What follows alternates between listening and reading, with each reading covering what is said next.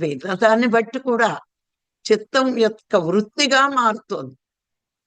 ఇప్పుడు గమనించండి, సినిమాకి సౌండ్ లేకపోతే, ఇప్పుడు ఒక దుఃఖమైన సీన్ వచ్చిందనుకోండి, మన మనస్సుకి హత్తుకోవాలని బ్యాక్గ్రౌండ్ మ్యూజిక్ విషాదంగా పెట్టేస్తాడు. అప్పుడు మనం అందులో లీనమైపోతాం. అలాగే హాస్య సన్నివేశానికి ఒక రకం మ్యూజిక్, యుద్ధానికి ఒక రకం మ్యూజిక్, పాటకి బీట్ ఇంకో రకంగా. ఇప్పుడు పాటలన్నీ ఏంటి, శాంతంగా ఆలోచించే పాటలుగా, గెంతులేచే పాటలు. ఆ పాటను చూసి వీళ్ళు గెంతేయాలి. అలా శబ్దం ద్వారా కొన్ని ఆలోచన.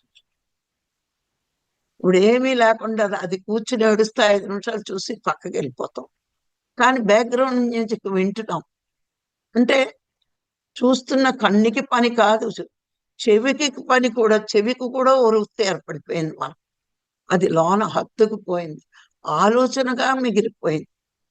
అందుకే ఇంద్రియాల ద్వారా సేకరించిన జ్ఞానం వల్లే దుఃఖం. ఇంద్రియాల ద్వారా సేకరించిన వృత్తులు, చిత్తానికి ఉన్న వృత్తి అది, దాని పని అది.